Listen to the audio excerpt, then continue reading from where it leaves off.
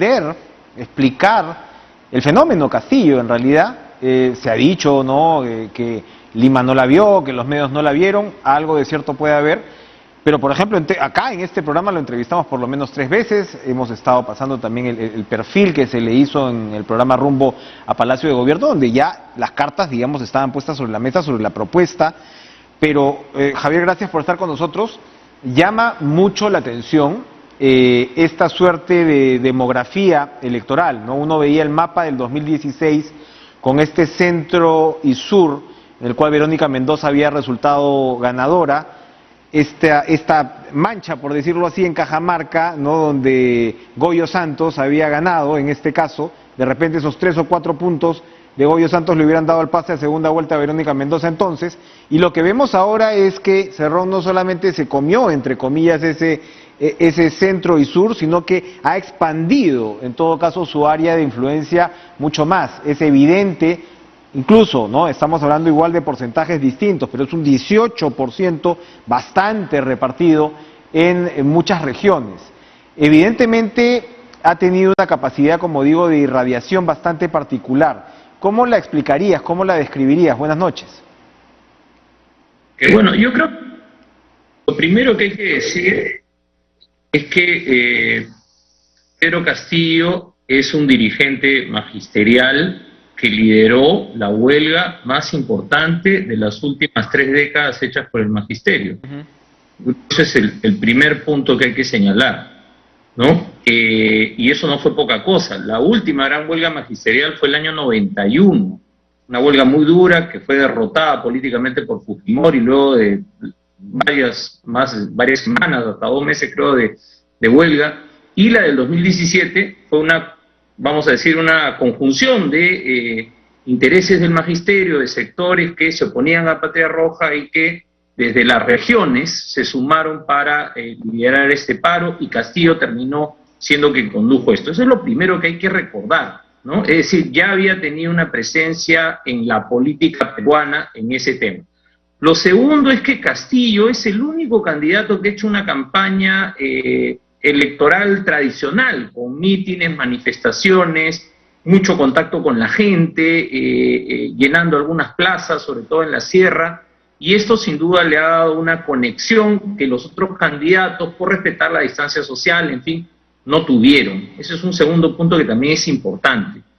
Lo tercero es que creo que Castillo pesca, digamos, en el voto que tuvo antes tanto Gregorio Santos, pero Gregorio Santos estaba más focalizado, como tú bien dijiste, en Cajamarca y algo en Puno y en provincias altas de Cusco, pero de alguna manera captura el voto de Verónica Mendoza, y ahí hay que recordar que no solamente tiene que ver con la performance de Verónica Mendoza, sino con la performance de la bancada parlamentaria de lo que fue el Frente Amplio y luego la división que hubo. O sea, ellos tuvieron congresistas en varias regiones del sur y no lograron, digamos, dejar una huella fuerte en lo que fue su trabajo parlamentario. Eso también porque la gente se olvida de estas cosas, ¿no? Y en las encuestas, y lo señalaba además como ustedes le dieron cabida a Castillo desde antes de su crecimiento, en las encuestas uno veía que tenía una presencia en el sur y que tenía una presencia en el sector rural, y luego fue despegando. Y yo creo que lo tercero que él ha aprovechado estratégicamente es que su crecimiento importante ha sido en los últimos 10 días, los sectores de los medios de comunicación que estaban cuestionando la propuesta de izquierda se enfocaron sobre todo en atacar a Verónica Mendoza y en terruquearla inclusive, y se olvidaron de Castillo. Yo creo que no midieron el crecimiento que podía tener, y entonces él termina también desplazando de alguna manera la intención de voto de Mendoza. Ya no le llegan ataques fuertes, y como ha pasado en otras campañas, el último candidato que despegue es el que termina trepando, ¿no? Yo creo que eso es en parte. Lo otro que sí me parece fundamental es que Castillo, pero también un candidato del otro extremo como López Aliaga, yo creo que recogen la bronca que tiene la ciudadanía. Lo han dicho tus dos invitados anteriores, desde posiciones muy distintas, ¿no? Tanto Vladimir Cerrón como Fernando Rospigliosi. Hay un malestar muy grande en el Perú de la ciudadanía frente al tema de la pandemia, frente al tema de la corrupción, frente a la recesión económica. y lamentablemente el gobierno de transición pues no ha podido lograr en este contexto tan difícil resultados concretos, ¿no? Que de alguna manera bajaran ese malestar. Todos los días hay protestas grandes y pequeñas en el país de comerciantes, de artesanos, de operadores de turismo, de estudiantes universitarios, hemos tenido el gran paro de los transportistas. Es decir, hay un malestar producto de la pandemia y hay otro malestar embalsado que viene de antes, ¿no? Entonces, de alguna manera, Castillo, con el discurso de nueva constitución, yo creo que empató con un sector, pero en el otro extremo también empató con un sector embroncado, alguien como López Aliaga, por ejemplo, ¿no? Claro, claro. Entonces, yo creo que se explica un poco el crecimiento de Castillo, y él ha tenido la ventaja, ¿no?, de que de alguna manera, digamos, él logra el primer lugar. Además, porque la derecha, los partidos de derecha, ninguno de los tres candidatos que estuvieron peleando ahí, han estado peleando el segundo lugar en esta primera vuelta, logró despegar lo suficiente como para pasar al primer lugar, ¿no? Porque hemos tenido una derecha dividida también, y eso le ha permitido a Castillo terminar colocándose primero. Pero si comparas, tú creo que lo mencionaste, comparas con los resultados de la elección anterior, ¿no? Castillo logra casi el mismo porcentaje de votos que Verónica Mendoza. Así es, casi el mismo efectivamente. Ahora, Verónica Mendoza me parece que tuvo 18%, ¿no?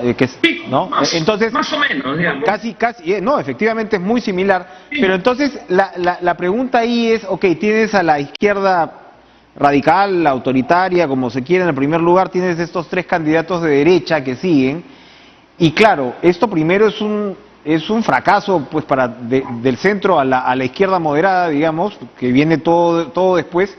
Número uno. Y número dos es, ¿qué tanta capacidad va a tener Castillo, crees, de tender puentes? Conversábamos con Vladimir Cerrón, claro, son políticos, digamos, preparados, muy doctrinarios y recontra marxistas. Entonces, yo no sé si allí vas a tener la capacidad efectivamente de tender esos puentes. No sé, para empezar, si Castillo lo es como tal. Se vio, como dices, en su desempeño en la huelga, donde él salta a la palestra, pero ¿qué tanta capacidad puede haber de tender estas lianas, estas líneas de contacto? A ver, yo diría dos cosas, ¿no? Una primera es que, y ha quedado clarísimo en la entrevista que tú acabas de hacer, Vladimir Cerrón ha tomado la dirección de la campaña y de los mensajes fuerza de la campaña para la segunda vuelta, ¿no? Con mucha claridad y marcando posiciones bastante duras. Y después, cuando yo escuchaba a Fernando Rospigliosi, yo lo que veo es que de ambos lados va a haber un endurecimiento de posiciones. No los veo tendiendo puentes hacia el centro, y en buena medida puede ser porque en el centro, el voto del centro se licuó. Si tú te das cuenta, el centro terminó licuado de alguna manera en los resultados electorales, ¿no? Evidentemente Castillo va a buscar el endose o el respaldo de Juntos por el Perú, y van a perseguir a Verónica Mendoza para que les dé ese endose, ¿no? Pero eso pues seguramente tendrá lugar algún tipo de negociación política, ¿no? Algún tipo de agenda, porque hay temas en los cuales la propuesta de Perú Libre no coincide con Juntos por el Perú. Pueden coincidir en lo económico, en parte, en el cambio de la Constitución también en parte, pero en los temas de derechos sexuales y reproductivos y en temas de derechos humanos, hasta donde yo sé, Juntos por el Perú no ha planteado pues el retiro de la Corte de San José y del Sistema Interamericano de Derechos Humanos. Ahí más bien Perú Libre coincide con las propuestas de Rafael López Aliaga, ¿no? Y con antiguas propuestas fujimoristas, ¿no? Que nos acordamos cuántos derechos humanos de una vuelta a la del 2006, ¿no? Vuelta polarizada entre Ollanta Humala y Alan García, ¿no? Con un Humala además que también llegó de alguna manera con un grupo importante de congresistas, eran la primera mayoría en el Congreso, pero luego se le desmembró la bancada en parte, ¿no? Y no veo yo entonces, si bien Castillo ha tenido algunas declaraciones más conciliadoras, las declaraciones y los tuits de Vladimir Cerrón en las últimas horas de la entrevista marca un parteaguas, ¿no? De alguna manera, y expresa una agenda que va, digamos, al choque frontal con el fujimorismo, y no lo veo buscando tender puentes con otras fuerzas políticas, ¿no? Puede buscar los votos, está molesta, exacto, pero no lo veo tendiendo puentes. Exacto, eso te quería preguntar para responderlo después de la pausa. Acabas de señalar, el voto del centro se ha licuado, pero finalmente esos son los votantes que uno se imagina van a definir de alguna manera la próxima elección. ¿Cómo van a resolver ese dilema? Lo conversamos tras la pausa.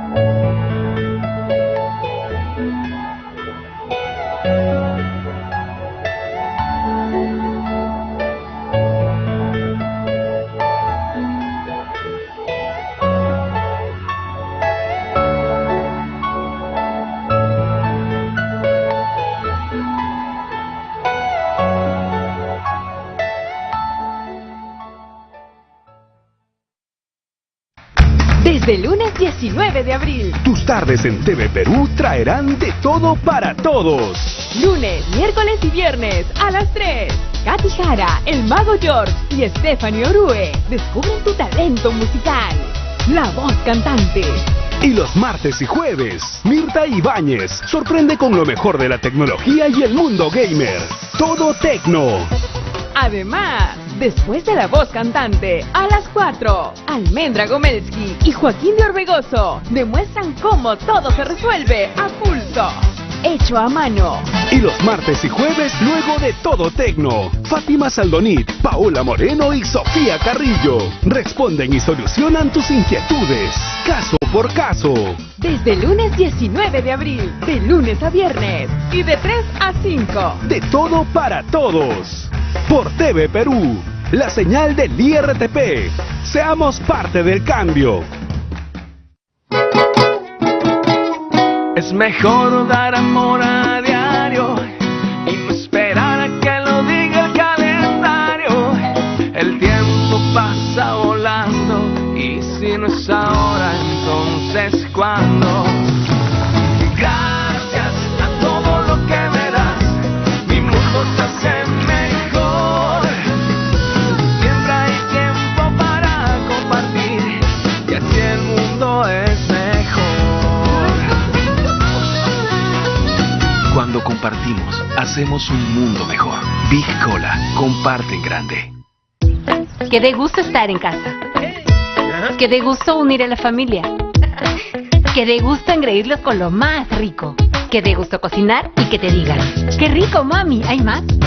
Pero sobre todo, que dé gusto saborear lo rico que es estar juntos. Nuevo filete de atún de gusto, con omega 3 y aceite de girasol. Que te dé gusto estar en casa.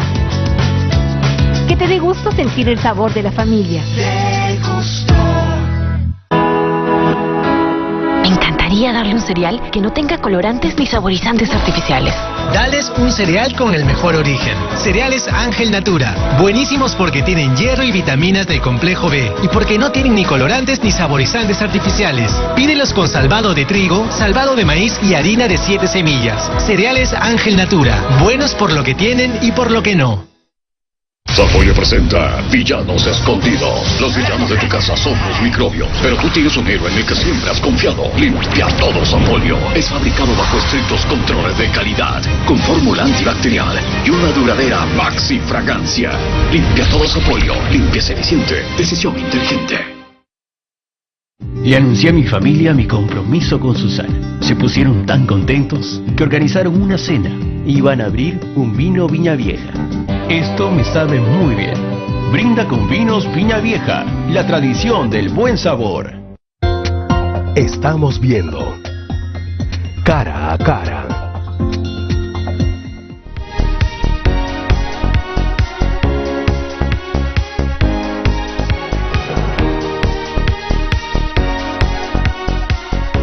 Javier Torres, pareciera que Verónica Mendoza, por ejemplo, que efectivamente era la figura de la izquierda, ¿no?, donde la derecha en buena medida concentró su batería, ¿no?, quiso, el lugar común que se está planteando, ¿no?, es que en su electorado terminó ella siendo muy caviar y para Lima seguía siendo roja, ¿no? O sea, es decir, como que podría haberse quedado un poco en el camino. De repente es una explicación limitada, pero el hecho es que ha sacado 8%.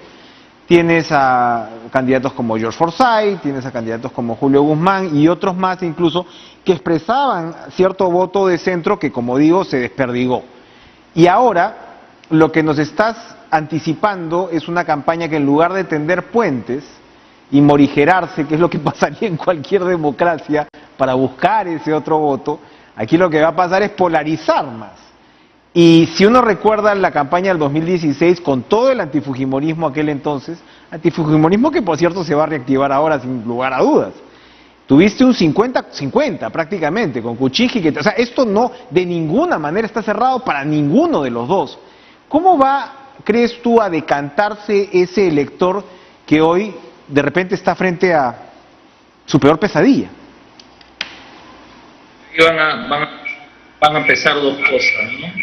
Hay dos factores. Uno es el antifujimorismo, como tú has dicho, que sin embargo que ha estado un poco dormido en esta campaña, ¿no? Si te has dado cuenta, como no se pensaba que Keiko Fujimori llegaba, yo siento que el antifujimorismo está ahí, está latente, ¿no?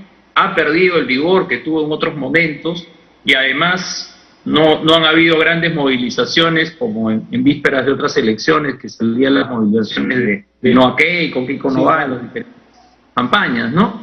Entonces, y además, como todos los partidos fueron atravesados por la corrupción, el discurso antifujimorista también se desgastó un poco. Y eso hay que reconocerlo, ¿no? Pero sin duda se va a activar. Ahora, hay un sector del electorado que quiere cambios, ¿no? Hay un sector del electorado, pero no necesariamente quiere cambios radicales y drásticos. Y entonces un discurso como Cerrón puede espantar a ese electorado que quiere cambios, aunque no quiere cambios drásticos. Porque Cerrón nos está prometiendo lo que él considera el paraíso prometido, pero que no es el paraíso prometido para mucha gente, ¿no? Entonces yo siento ahí que, y del otro lado, lo que nos ha ofrecido Keiko Fujimori es mano dura, ¿no? Reeditar el gobierno de su padre, porque esa ha sido su principal promesa de campaña. En esta campaña en particular, Keiko Fujimori se colocó en esa opción. Entonces, realmente para los electores es un dilema muy grande, pero yo creo que, ojo, ya hemos tenido un ausentismo importante en esta votación, ¿no? Y yo creo que las corrientes de voto blanco y nulo van a crecer también. Esa es una posibilidad, porque por Pedro Castillo ha votado 1 de cada 10 electores, si sumamos los emitidos, en fin, los ausentes. Y por Keiko Fujimori menos, digamos, ¿no? Entonces, no son dos fuerzas que no deberían ser, no, son dos fuerzas que son las dos primeras minorías, ¿no? Pero cuando uno los escucha, actúan como si tuvieran un enorme respaldo. Ese enorme respaldo no lo tienen. Yo no te puedo augurar cómo van a hacer para lograr ese respaldo, pero veo un escenario de polarización que además luego se puede prolongar, gane en el próximo gobierno, ¿no? O sea, es una situación muy, muy crítica, ¿no? Porque a eso súmale lo que mencioné al comienzo, ¿no? Una gran cantidad de protestas y reclamos que ustedes cubren también por todo el Perú, de todo tipo, ¿no? Entonces, ¿cómo va a gestionar eso un gobierno, uno que plantee grandes cambios y el otro que plantee, voy a poner mano dura para poner orden en el país? O sea, el escenario sinceramente pinta muy, muy complicado, ¿no? Estoy siendo bastante fino en decir complicado porque creo que se vienen, yo creo que la crisis que hemos vivido, ¿no? La crisis política va a entrar en unos niveles de confrontación nuevamente muy altos con la vuelta y luego puede prolongarse. Perfecto. Javier Torres, muchas gracias. Así comenzamos esta campaña. Esperemos que vaya encontrando su cauce, pero coincido contigo en que comenzamos en un punto muy crítico. Gracias por estar con nosotros esta noche. Vamos a ir a una última pausa y regresamos.